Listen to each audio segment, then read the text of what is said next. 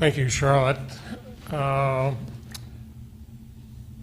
done a quick survey and I've decided the suits are far outnumbered by the shirts, so I think. Yeah.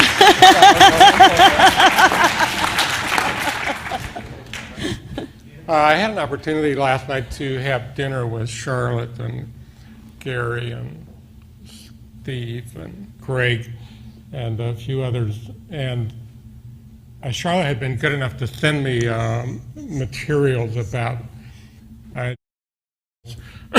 and what I got from the materials was the sense that and you, particularly in the research community, have a demonstrated commitment to the ideas of safety. And so I wondered if there were some things that I could share with you that would be useful to you in your journey toward zero. And I think maybe there are a few things that could be helpful to you, but not to be patronizing, but I think you should be proud of what you've been able to accomplish as demonstrated by these measurements of where you've been and where you are today. But it's never over. And if there are a few ideas that can help to sharpen what you think you're doing and how you're making progress, it would be a pleasure for me to contribute to that. So maybe a place to begin is to explain a little bit about how I got interested in safety. And to put it in context, because for me, safety is an element of a broader set of philosophical ideas about human beings. I didn't know I would have this privilege, but when I was recruited to be the CEO of Alcoa in June of 1987, I had, in my very youngest days, worked as an engineer in Alaska, helping to build communication sites, and then I went off to university, and then I went to work in the government for 15 years, and then I went to international paper, and through that time from, say, 1955 until 1987, I had worked in a variety of settings for many different people who had markedly different ideas about what it meant to be a leader or a manager in different kind of settings, in office settings and manufacturing environments and construction environments. And so when I got recruited, it was actually in April of 1987, and I agreed to go to work on the 15th of June. So I had 3 months to think about what is it I'm going to do when I go and I'm supposed to be the leader for this huge worldwide organization, which is really a privilege to have an opportunity to consolidate ideas and say to yourself, what is it that you're going to do, and what is it you want to be remembered for when you leave? It's not about what you're going to do on the first day, but when you leave, who knows when, what will people remember, if anything? Maybe some of them would be damn glad you're gone, but in any event, that was a challenge I did for myself. And so I still have an 8.5 by 11 piece of tablet paper with blue lines on it. And at the top of my list was safety. Now, you might wonder, why would I put safety, and it needs some explanation. Out of this experience of working with a lot of different people, I found some qualities and traits in people that I reported to that I really embraced and respected and liked a lot. And I also had a fairly long list of things that I really resented and hated and detested and thought were not the right way to lead an organization. And so I was determined, on the one hand, to emphasize the things that I thought were good for human beings, and to work every day to get rid of things that I didn't think were in the right direction. And so I have to, let me share a concept with you that I try to live by every day.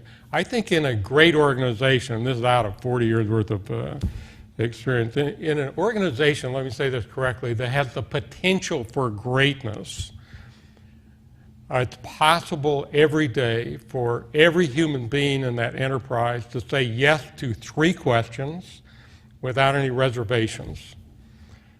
So here are the 3 questions. Are you treated with dignity and respect every day by everyone you encounter? You know, sounds fairly simple. Maybe some of you say, absolutely.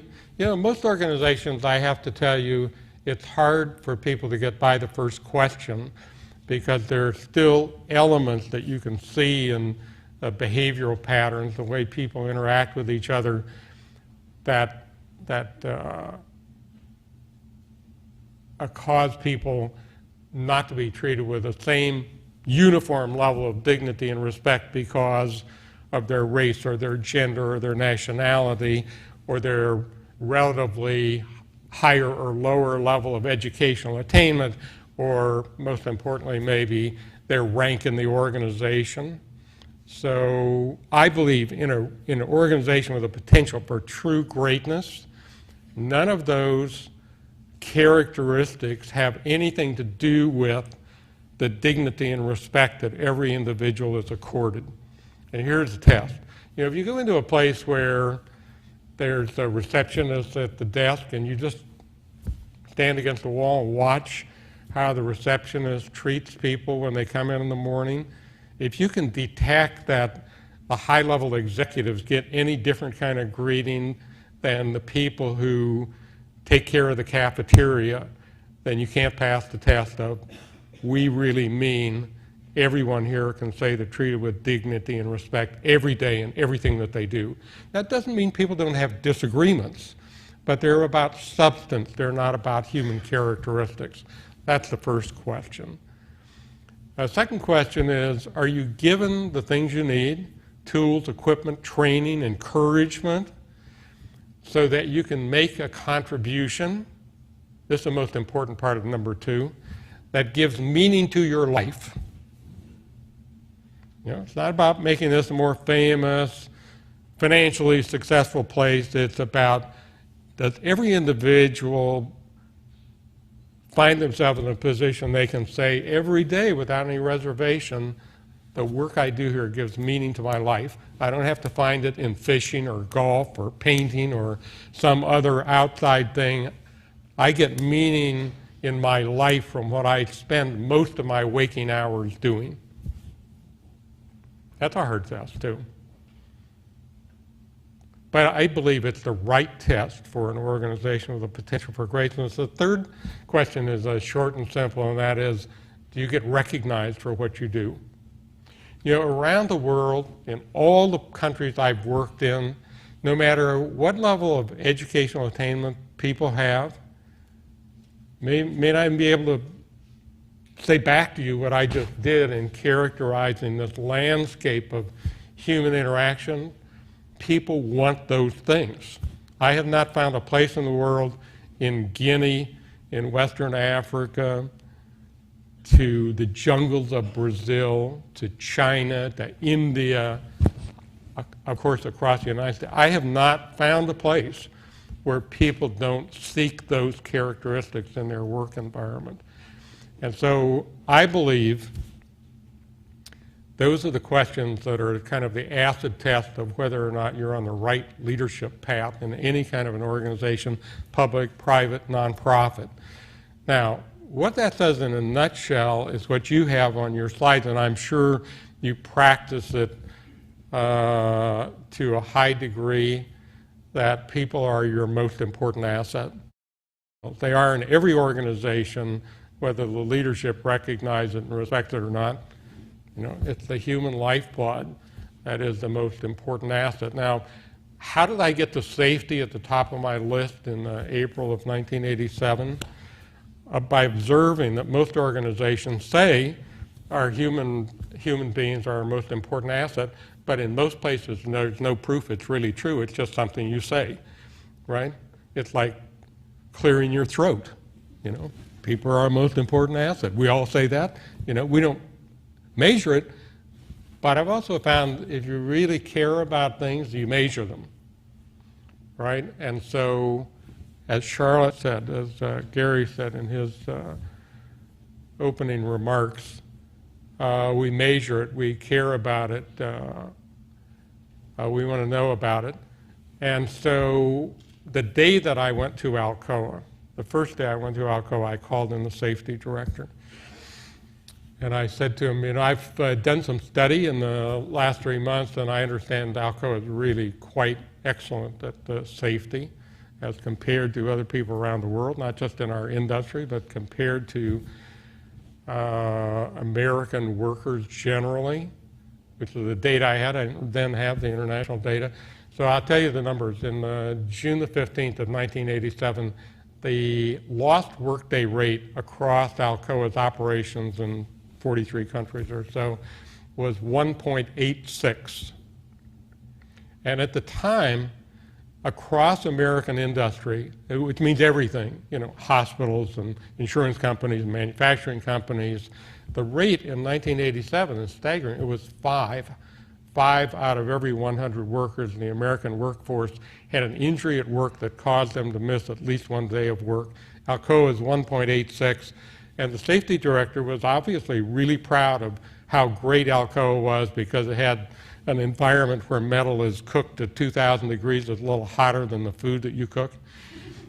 The metal's heated to 2,000 degrees in a smelter in Indiana in the summer. It's 135 degrees, and people were subject to heat prostration and all of that stuff. So they were really proud of where they were. And so after I ended up praising Charlie DeMacia, who was the safety director, then I said to him, Charlie, I believe our goal, and I'm going to begin saying this all over Alcoa, so you should know. I'm going to begin saying that it's Alcoa's objective that people who work for Alcoa will never be hurt at work. So our goal is going to be 0. Even the safety director was startled by the idea that 0 would be our goal. And it was interesting. I found this about lots of different things, that there's kind of a litany of reasons why not, right? So the first reason why not is we can't afford it. In order to really get to 0, we're going to have to wrap every employee in some kind of a cocoon, and they won't be able to move their arms to do the work. So we can't afford it. Here's one that's really an awful one, and it has a lot of traveling power. Human beings are not capable of being perfect, and that means we're going to have human error no matter how much you don't like it. And so we can't get to 0 because people will do stupid things.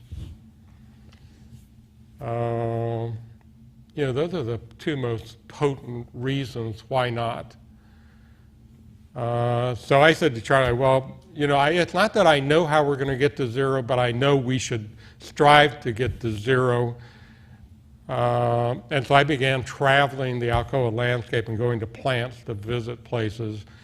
And at the first major plant I went to in Tennessee, I spent the morning walking around the plant and seeing what was going on. And then we had lunch. And the lunch was about 25 people from the supervisory ranks and 25 people from the hourly ranks. And so they said after lunch, would you like to say something? So I said, absolutely, I would. So I said, I don't know how good the informal communication system is in Alcoa, but I hope you all have already heard that I believe we should achieve an incident-free workplace at Alcoa. And I want you to know I'm really serious about this. And so I turned to the supervisory crowd and I said to them, here's what I mean by this. As soon as we identify anything in our work environment that could lead to an Alcoa employee being hurt at work, I want to fix it.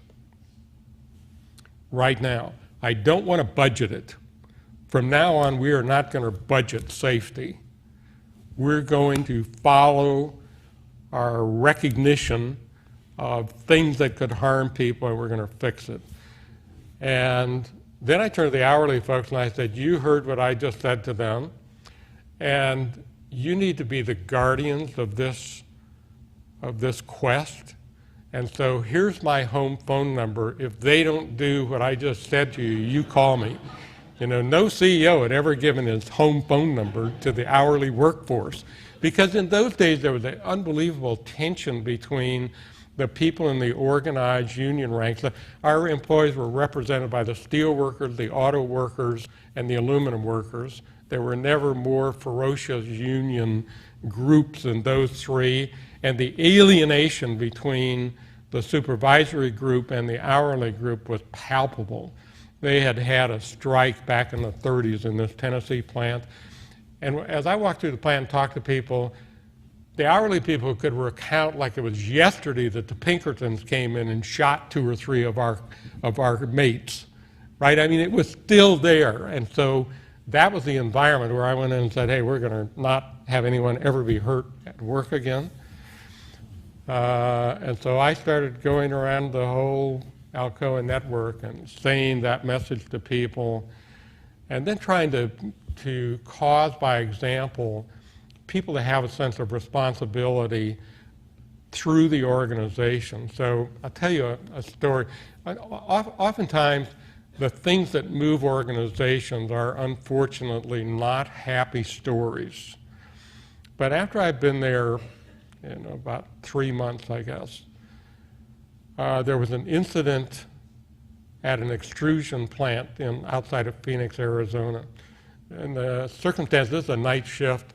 There's an 18-year-old kid who'd worked for the company for about 3 weeks, and he jumped over a protective barrier that was almost as high as this. It wasn't solid, but it was a high barrier between his observation space and the machine that was producing extrusions. And this particular machine had a boom on it, and so with every cycle, the boom would cycle, cycle, cycle, and the machine was subject to jamming. The aluminum material would get jammed in the machine, it would be hung up. And this kid jumped over the barrier and pulled the scrap material out of the action part of the machine, and it released the boom. It came around, hit him in the head, killed him instantly. He had a wife who was 6 months pregnant.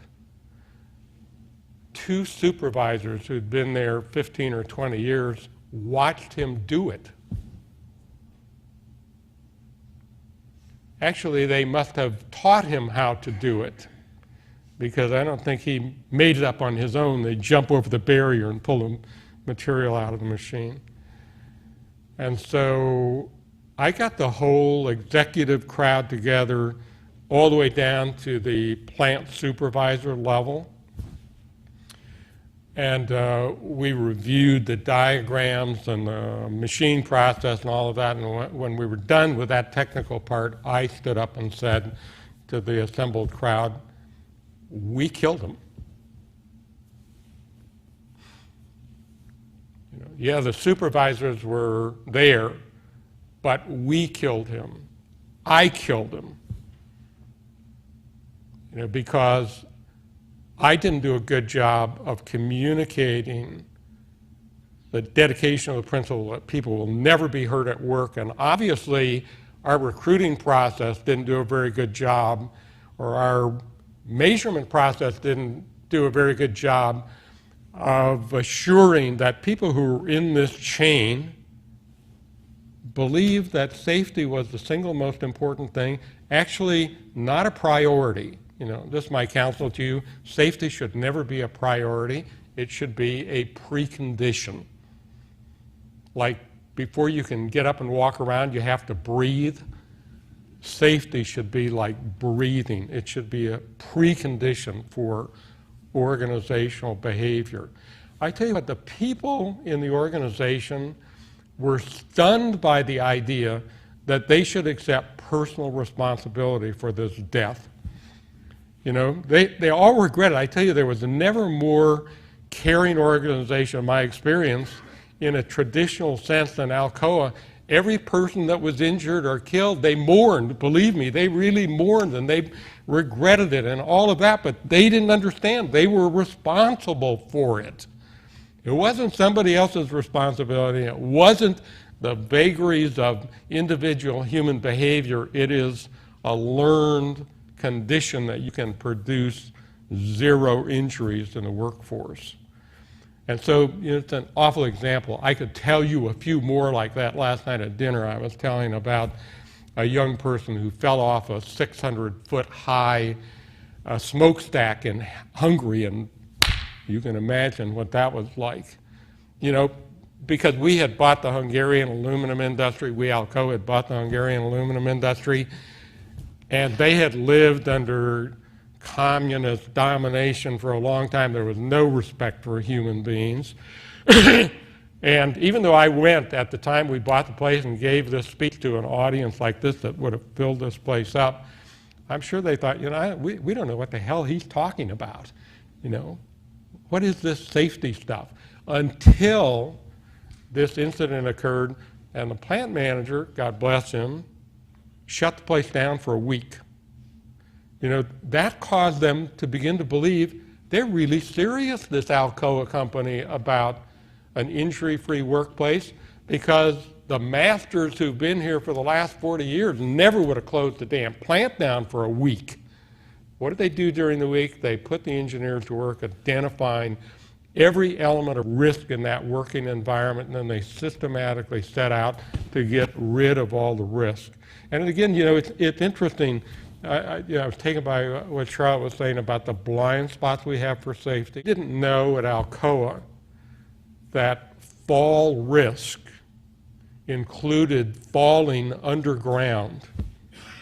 Until you have an incident where somebody's cleaning out an oil sump underneath a machine and there's an 18-foot pit down there underground, you don't recognize. You think about people falling off of catwalks and operating machines, or off of the cranes in big factories. You don't think about people falling underground and killing themselves.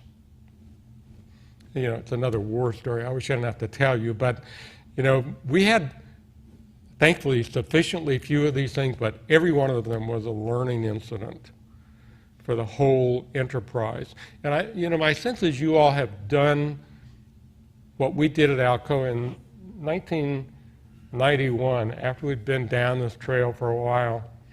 I said, we need to have a system that is worldwide, that we learn from every day. And so we were lucky. We had a couple of young computer geniuses who recently graduated from Carnegie Mellon. I called them and I said, look, I want you to create software that's serviceable worldwide that will do the following. Will allow us every day, within 24 hours of any incident, including first aid cases, to put on the World Wide Web. I was glad Charlotte mentioned names today. We are going to identify by name and location people who are injured, because I want this to be human. I don't want this to be about statistics. And if we keep in front of ourselves, Mary Jones was injured yesterday in the processing line at work, that makes it human. It's not about we're keeping numbers here.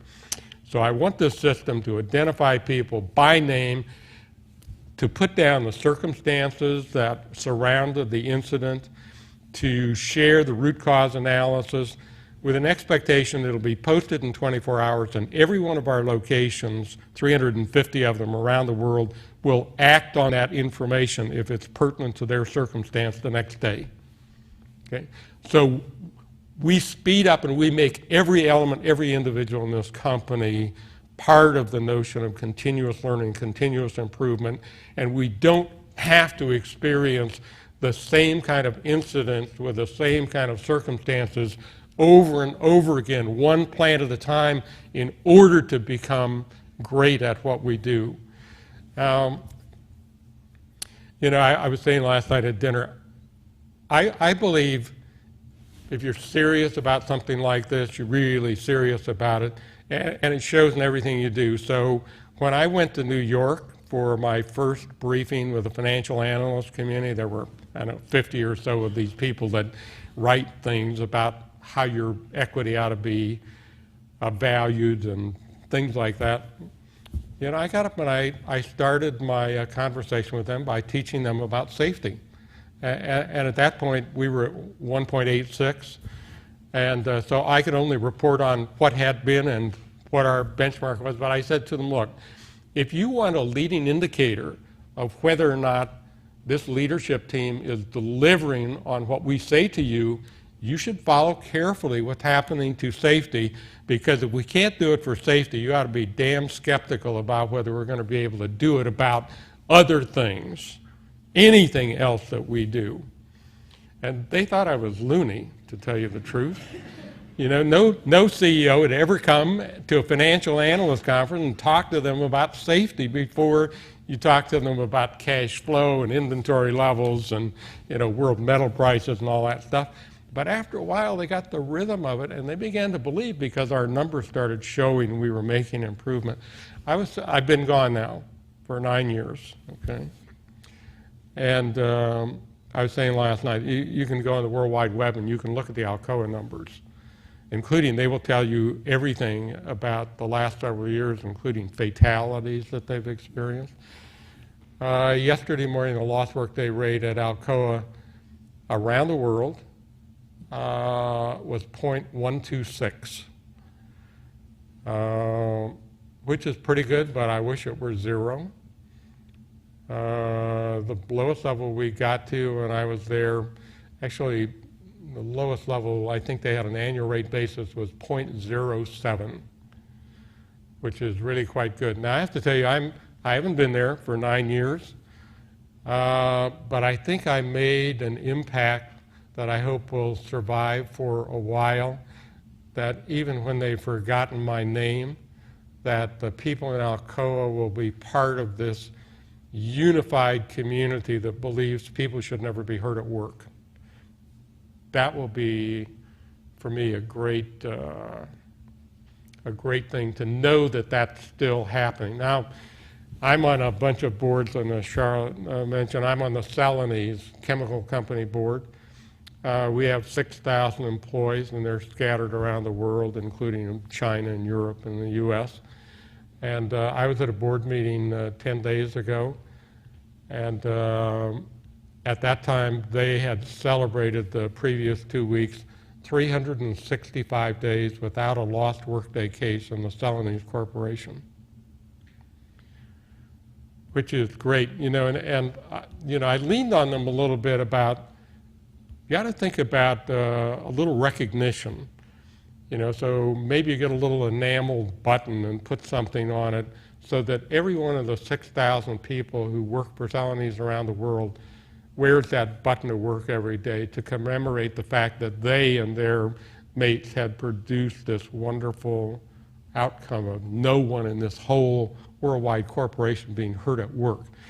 And the reason I push them a little bit, they almost don't want to say it out loud because they don't want to create a jinx that, oh my God, I could be the one who breaks the chain of excellence in what we're doing.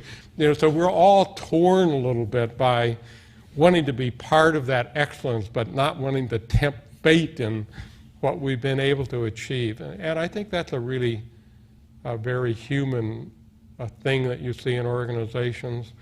But I really do believe that organizations that have the potential for greatness have this characteristic where people don't get hurt as a precondition to everything else that you do. And now I want to teach you another concept. This is a concept I call the concept of a theoretical limit.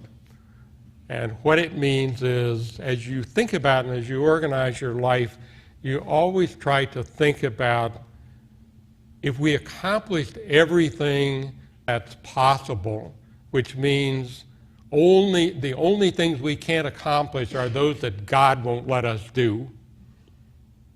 For engineers, it means the physical principles won't allow you to go beyond certain places, but that's how to organize, how to think about things. So coming back to safety, what's the theoretical limit of the incident-free workplace? Is 0. Now, I was talking with Steve a little bit before we started. I think it's particularly a very American thing not to want to set goals that you're pretty sure you can't achieve. So one of the things I found really hard when I first went to Alcoa, people wanted to say, well, we're at 1.86 and okay, we agree with your goal of trying to get to 0, but we're not going to get there next year, so next year the goal ought to be 1.25. That would be great, or it ought to be 0.99, which is a number we actually achieved in 12 months. So they said, we need to have these intermediate points. I said, okay, it's a really good idea. So when I go to factories, I'm going to give this speech, and then I'm going to say to people, we have this goal of 0, but our intermediate goal this year is 0.99, and I'd like to see the volunteers who are going to get hurt this year to make sure we meet our goal. There weren't any volunteers. Nobody wanted to be part of making it an integer, right? Hey, that was pretty good. So I say, why the hell would you have a goal to do something you believe is fundamentally wrong? We need to be 0. Our goal needs to be 0. So I was challenging Charlotte last night because I saw some of the corporate things that showed some intermediate numbers. I want you all to be 0-based all the time, and don't be happy if you improve 20% next year. It's okay to be proud of making that kind of continuous improvement, but don't ever give up on the idea of 0. Now, I really do believe this translates into everything. And one of the important parts about this journey of accomplishing 0 incidents, I believe it can only be attained if all the people in the organization understand the ideas of continuous improvement. And I skipped over it really quick, but observation, identification of things gone wrong or could go wrong, root cause analysis, modification, in effect, the application of a scientific method to everything that you do relentlessly every day in everything that you do. And I literally mean everything. So, can I talk a few more minutes, Charlotte? And then we'll do some Q&As. I give you an illustration that's maybe a little far afield for you, but it bears on the subject, Charlotte, and I'm spending half my time working on health and medical care issues. Let me start in the administrative area. So you go into the medical records department at the Allegheny General Hospital, which is a big hospital on the hill behind my office in Pittsburgh. And you go to the medical records department, they have all the very highly trained people who are skillful at looking at medical records, and they understand enough about the lingo that they're charged with verifying before individual medical records go to central storage that everything that's supposed to be there is there, all the paperwork, all the signatures from doctors and nurses and all the rest of that. And you say to them, well, that's a really interesting thing that you do, and you've got these circular files back here, and there seem to be quite a few. How many are there? And they said, man, we have a normal inventory of about 600 medical records. They come in, they go out, we send them to central files. So, well, that's really interesting. So you have maybe 20 or 30% that come down here that are incomplete. The doctors haven't signed them properly, or all the documentation isn't there about med orders and dietary orders and all. Yep, that's right. So I said, well, why is that? Well, people forget, or they fail, or they're busy, they get called away, they send the records down when the patient gets discharged, and so it's our job to discover these gaps in what's supposed to be under the state law, and then we do what we call the doc. And we say, we have this file for this patient you discharged, and it's an incomplete file. Would you please come down and complete the file so we can send it to central records? And they say, yeah, of course, sure. And then what happens? Well, maybe 50% of the docs come down in the next 2 weeks, and they fix the forms. We send them to central records. Well, what about the rest? Well, we call the doc again, and we say, we called you a couple of weeks ago, and you said you would come. You didn't come. You need to come. We need to send this record off while it's still fresh in your mind. And then what happens? Well, maybe another 50% of the residual come down in a couple of weeks, and They sign the records, and we send them to central storage. And then what happens? Well, then we write a letter, and we say, you know, we called you on the 1st of April, we called you on the 15th of April, now it's the 30th of April.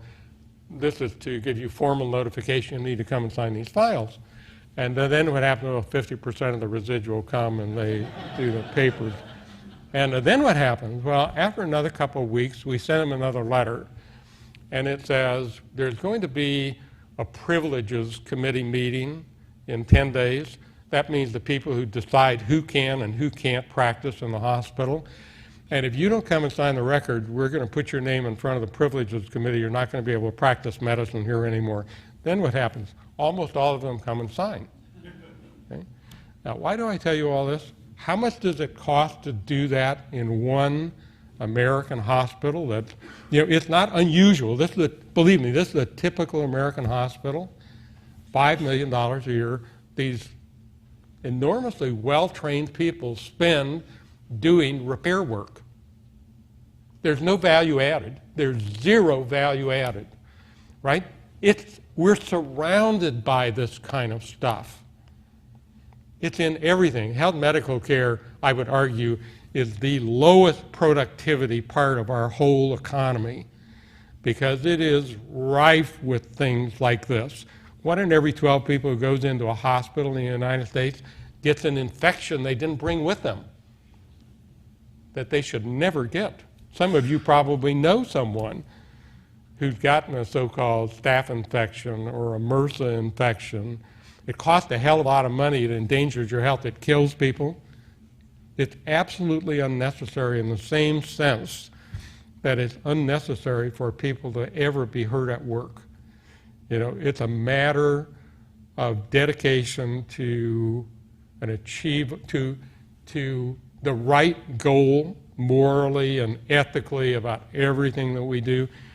You know, I was telling a little war story. I'm going to come back a little closer to the business and to the manufacturing or goods producing environment, talk to you a little bit about why these ideas need to be cross organizations. You know, I wanted our financial organization to be part of this, and so I observed that we at Alcoa were really quite good at closing our worldwide books, and we reported our results to the financial community like on the 11th or 12th day of the beginning of every quarter. And so I called in the controller and said to him, Ernie, I would like to know if we closed our books as fast as it's theoretically possible, which means when you live in a worldwide economy company, you have to deal with the 24 hours around the world and the lags that are associated with that. But if we did our work perfectly and there was no waiting time for the aggregation of information flow up to the conclusion of the whole company, how long would it take? So he came back in about 3 weeks and he said, we've done the analysis you asked for, and we think the minimum touch time, if you will, is between 2 and 3 days. And so I said, that's great, that's our goal. And he said, no, that's not what I meant. No, we can't do that. That's just the answer to your theoretical question. And I said, Ernie, we're going to do this. And in a year's time, with taking away constraints, this is an important thing. What do leaders do? They need to take away all the excuses why not, all the constraints that people have built into their mind. So I said to him, look, Ernie, all the restraints are off. We need to figure out what data do we actually need for consolidation? Because when I look at all this stuff, I believe we're dragging stuff around the world that has evolved over a period of 100 years. Some of this stuff does need to be dragged around the world. And every piece of information we drag has the potential to be contributor to rework or error or transposition or whatever. So we need to do a careful analysis of what do we really need to do this job. And then we need to get the people who've written these computer programs to make them friendly to human beings, because at the time these things were done, they were done by computer geeks, and it was almost like human beings were an aggravation, and maybe a necessary aggravation, but to hell with them. You know, we know what we're doing in the computer lab, thank you, we don't care about financial stuff. We just accommodate. You're rolling up the numbers. So by taking off all the restraints in 12 months, Alcoa got the position that it's still in today. It is the first corporation that produces and delivers and reports its financial results to the New York financial markets every quarter. You know, and here's the important part of this.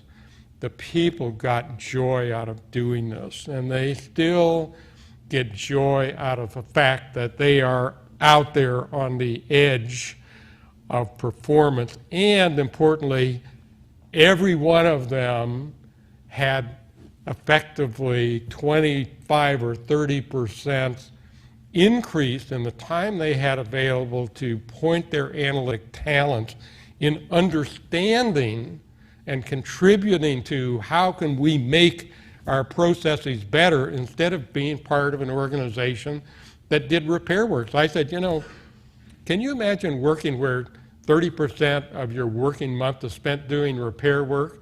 So you go home and your spouse says to you, how was work day? And you say, had a great time, I did repair work for the last 10 days. You know, so the financial organization stopped doing repair work. All of their mental acuity is driven toward adding value in what they do, not doing repair work. I'm going to branch over and do a piece that's Treasury, Department of Treasury in Washington.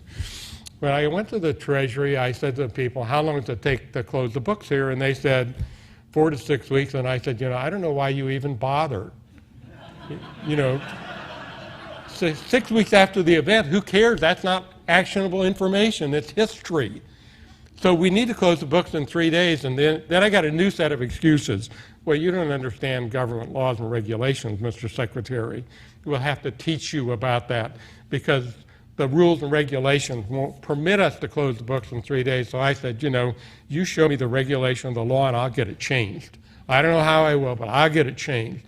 Then I got my controller from Alcoa, had recently retired, to come pro bono, and he taught the people in the Treasury how to think about closing the books in 3 days. And if you go on the Treasury website, you'll find a story that they memorialize now about how the Treasury Department closes its books in 3 days. You know, so these ideas travel even to bureaucracies like the Treasury. And the people, again, were joyful about how outstanding and unusual they were in demonstrating what's possible, that we can do this. They didn't believe it could be done at the beginning, but they are the proudest owners of that process now you can imagine. I think, Charlotte, we'll stop there and see if people have questions.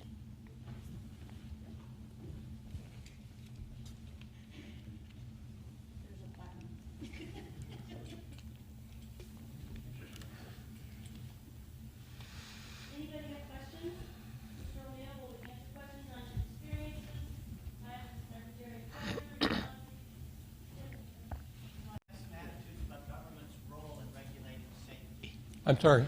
What, you must have some viewpoints around government's role in regulating safety in the workplace. You know, I got in, while I was at the Treasury, I got in trouble for being outside of what had historically been considered to be the portfolio of the Secretary of the Treasury. And so, you know, after I'd been there about a month, I got invited because of my previous incarnation to come and give a speech to a conference in Washington. It was a safety conference. I think it was organized by OSHA. And so I got up and said, you know, I said this to the Secretary of Labor. It didn't, she didn't do anything about it, but I did say to her before I did this public event that got reported in the Washington Post that I believe if we in the United States did safety correctly, we would say to ourselves, memorialized as a law, that after maybe a year or 18-month grace period, that any institution, public, private, or nonprofit, that didn't have a lost workday case rate under 1 would have their permission to operate taken away from them. Not that we have more, you are experts in these things, so you know about the regulatory book for OSHA. So you find things in the OSHA book like how long step ladders need to be, or how short they need to be under different circumstances. And you find admonitions about broken windshields in forklift trucks. And if you go with a typical OSHA inspection, you kind of go through the numbers, are the signs on the wall about hearing protection required in the right place and the right color, and so you can be a wonderfully compliant organization and still have a dismal safety performance. And so I'm a great believer that because it is possible, it is demonstrated, it is possible for every kind of institution to have a lost workday case rate under 1, that we shouldn't tolerate something else. We ought to give people time to get there. We ought to give them coaching, counseling, instruction, and all the rest of that. But at the end of the day, we should not let institutions operate that violate a certain code of ethics and morality about how we care about human beings in our society. So, but you should know this about me. I believe there are certain things that need to be regulated, but I'm in favor of regulations that in effect are easy to recognize, performance or non-performance, easy to observe whether people are doing the right thing. So, for months I have been saying about this economic crisis that had an important, unfortunate beginning in the housing business, that we ought to pass a law that makes it illegal for people to give or take mortgages in the United States without a 20% equity down payment component.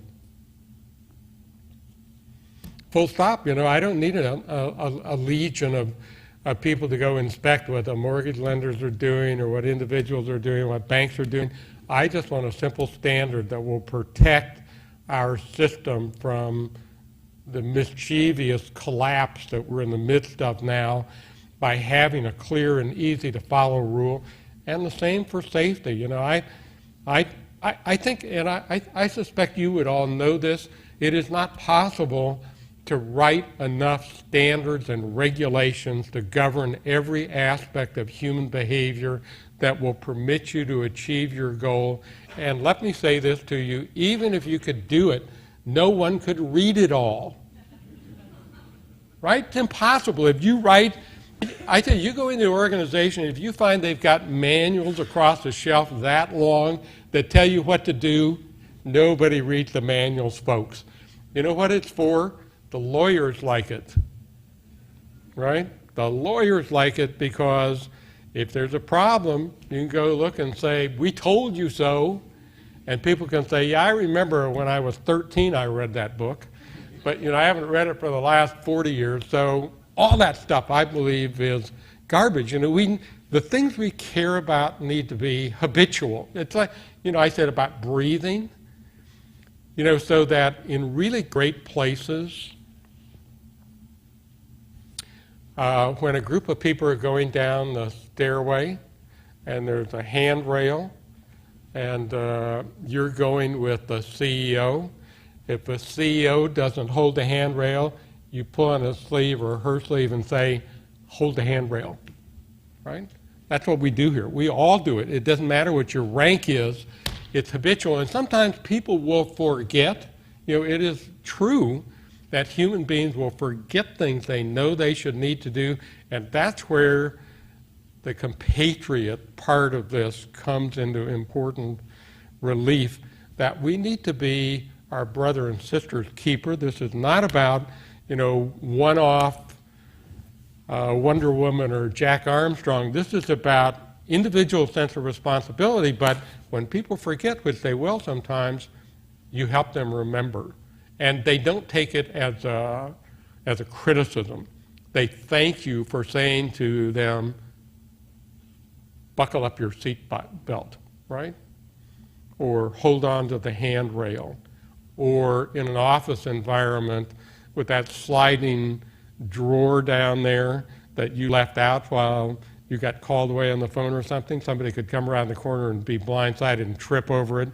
You know, I mean, it's all those kind of things that make up a zero incident rate, is individuals being personally accountable, but all people who work with them being constantly mindful in a positive way. Yes?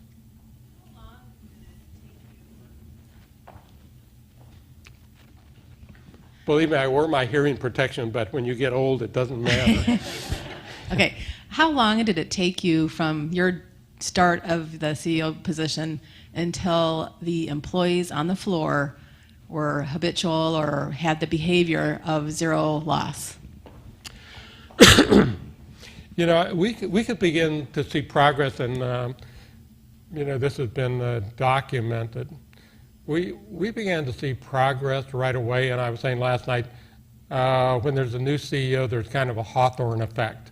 You all know about Hawthorne effect, you know, where you get a result even though it's not related in any continuous way to what you say, but, you know, everybody gets the benefit of the doubt. You get the Hawthorne effect, and, you know, no matter what people really think, they say, oh, yeah, that's absolutely right. You know, we really believe in that. We're going to do that, but they don't really believe in it. They don't understand it.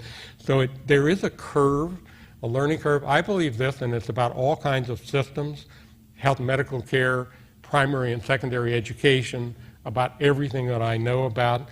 Once you get started on a decline curve of continuous improvement, you can see something between 30 and 45% year over year improvement, even though it's a jagged line. You know, at some point you get discouraged. I believe in looking at endpoints that are 12 months apart. I want to look at the data every day, but you should expect to see measurable, statistically significant progress on a 12-month to 12-month basis as you go through time. This was our experience at Alcoa. We had some periods where I would say we plateaued, you know, and it felt like we were not making progress, and then we would have what looked like a catch-up function. You know, for those of you who are statistically inclined, it was fascinating to look at this data and to see how the upper and lower statistical bounds adjusted downward or closed over time, you know, so that we were actually reducing variability. But I tell you telltales. I'll tell you another war story. You know, I must tell you, some of these things are really gratifying when you didn't plan them and they just kind of happened. We had a huge plant in Davenport, Iowa, that's still there, that manufactures most of the wing planks for aircraft, especially for Boeing, and when they were around McDonnell and Northrop and all the rest of that. I think it was about 1995, so I'd been there 8 years. There was a Wall Street Journal reporter who wanted to write a story about manufacturing wing planks for aircraft around the world. So he flew to the Tri-Cities. He rented a car. He drove to the Davenport plant, which was on the Mississippi, huge plant, 3,000 people on the Mississippi River. And when he got there, it was pouring down rain. And so he turned off the car. He didn't have an umbrella, so he threw the door open. He jumped out of the car. He started running, and a voice yelled out to him, "Stop!" And he was so startled, he stopped, and this burly guy came over with an umbrella, and he said, "I don't know who you are, but we really care about safety here. It's wet, the pavement's slick. You're likely to fall and hurt yourself. We don't let that happen here at Davenport, so let me take you into the building." You know, it was an hourly worker who had the understanding so ingrained in him. He didn't care who this person was. He was not going to let that person slip and fall. You know, and I have to tell you, the Wall Street Journal reporter called me and said, "I think your safety thing is working." You know, that was a really gratifying day. You know, when the reach of ideas has an impact like that, That is really a satisfying thing. Now, you know, this is again something that I learned over time, that we incorporated in Alcoa, a notion that we had the responsibility for every human being that ever entered our property, not just people who worked for us, which meant contractors, delivery people. This was a really important thing because we found the contractor injury rates, when we began to measure them and care about them, were off the wall because they had a lot of casual employees. They didn't really respect important safety ideas about how you back a truck into a loading dock. You almost have, I don't know whether you own your own trucking fleet or not, but you know, you need to include in your understanding of responsibility for human beings everyone you come in contact with, everyone you touch, and you need to insist, as I was told last night you do, that people live by your standards. They may not live by your standards when they're off your property, but you cannot let there be examples that people see that refute the requirements that you agree to. This is a really important thing. Once you have figured out how to avoid or prevent injury, you can't let adherence to those ideas be discretionary. It's not that you need a bunch of police. You need the individuals in the organization to line up and say, when we have a better idea, we will all practice it, and we will practice it all the time without failure. This, I tell you, this is one of the great dilemmas in working in health and medical care. I told you about people getting infections. You know why people get infections in hospitals? Lots of different reasons, but principal one is the lack of adherence to hand hygiene policy that we've known about as human beings since Semmelweis in Hungary in 1866 discovered that doctors were killing women because they weren't doing hand hygiene between delivering babies. You know, I mean, it's just staggering to know that we've known it all that time. You know, and subsequent times, our brilliant scientists and engineers have figured out the biology of all this. So it's not just a statistical speculation, it's a proven scientific fact. And yet, I'll tell you a particular place. You probably have all heard of Mass General. It's a fairly famous hospital. You know, I was there a few years ago. They asked me to come, and I asked them to share with me their hand hygiene adherence policy, and it was 28% at Mass General.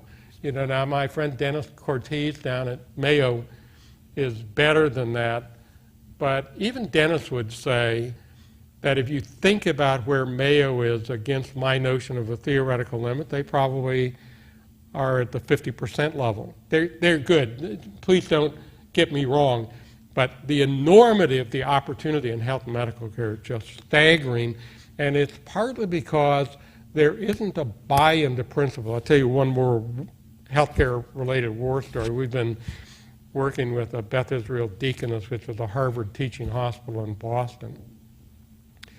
And in the last few months, I finally got the CEO to put on his blog his personal dedication to the idea of an incident-free workplace for the people who work there, maybe 6 months ago. So in the last couple of months, they had 61 incidents where people were exposed to splashes of blood and body fluids. This is really dangerous today.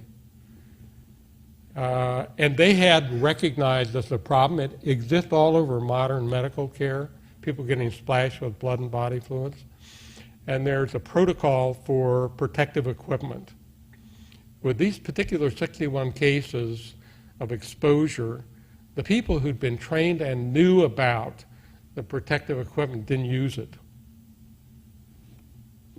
That's why I say it's really a dilemma in health and medical care to get them to the point that you all are at in having an institutional and individual agreement about, once we know, we're an agent of knowledge and scientific understanding, and we don't have to be reminded every day, and we don't flagrantly violate what we scientifically know. It's really a problem. So it is really important to come back to you. Once you know and have a demonstrated root cause analysis of how to do things right, you really need to be insistent with your people. After you've done the training, there isn't any room for making a different decision. You know, I've often said health and medical care is the only discipline that I know about in society where scientifically based principles are taken as advisory.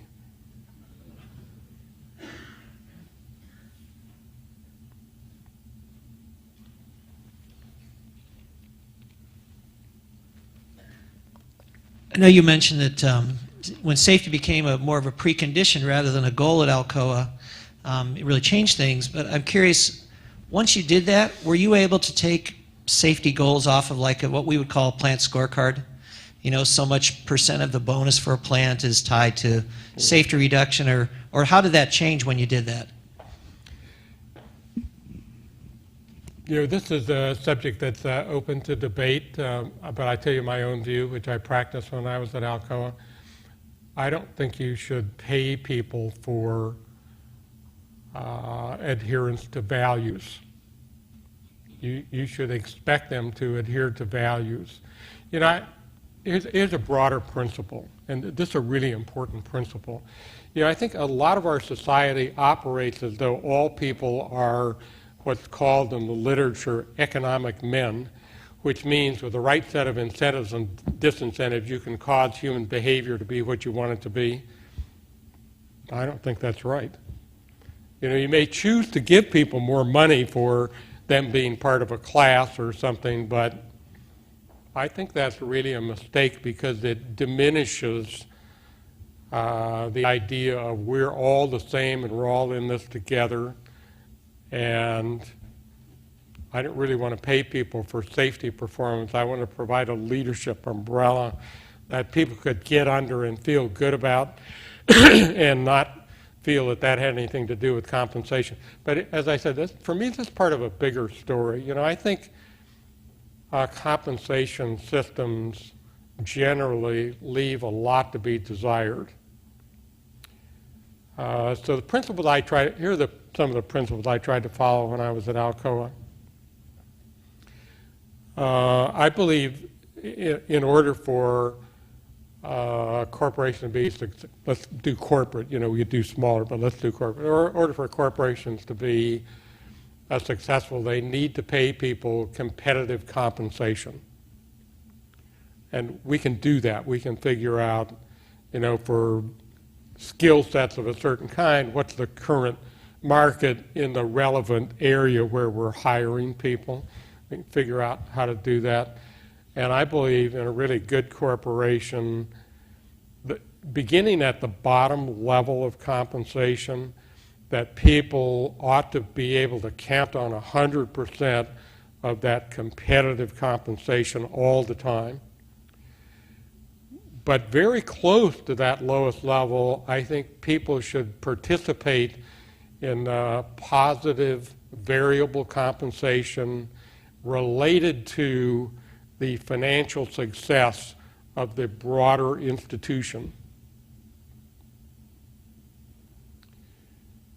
And the variable compensation by me should start at the bottom of the organization, so that if things are not going great for some reason related to outside economic conditions, you know, the last people who got to get paid variable compensation are the highly paid people, right? Now, my belief, which I also practiced when I was at Alcoa, is that the CEO should be paid a little bit below the median level for comparable organizations in direct cash, and that the only way you do better than slightly below the median was for the organization to not only earn the cost of capital, but to have a spread between the individual corporation's financial success and the relevant competitors. So you did get paid. You shouldn't get paid for the market lifting all boats. You ought to get paid for the differential you create because of your leadership component. That's how I think compensation ought to work, ideally. Now, you know, there are individuals that do really outstanding things, and by me, it's okay to recognize that financially. But I think these are the principles that ought to apply. You know, I think just from observation, it's something I discovered when I was responsible for strategic analysis and planning an international paper by looking across the landscape of economic activity around the world. No matter how difficult the economic conditions are, there are always one or two companies in the world in any particular industry that do better than everybody else by quite a bit. And they're not always the same, they change over time, but there are always one or two. And I believe really great companies should aspire to be part of that one or two that in good times and bad, because of the energy that their people bring to the subject, produce value, produce economic value that other people can't understand. How do they do that? You know, so it's interesting. It reminds me, we bought Reynolds Metals Company the last year I was at Alcoa, which was a big company in its own right. And when we began integrating them into Alcoa, the former CEO said to me, you know, I read all the stuff you said about safety all the time and about your performance level. I didn't think it could possibly be true. You know, because they were 10 times worse than we were. And so their rationale was they're lying about the numbers. It was interesting. They just could not believe you're doing something, you're not telling the truth. You know, it's something you really have to guard against. And I don't have time for this war story, but when people violate the trust that you place in them as employees of a great institution, you need to be really prompt and direct in dealing with that violation of trust, because it is the hinge for all the rest of this. You know, if you don't have mutual trust and confidence in each other, it's really hard to make any of the rest of this happen.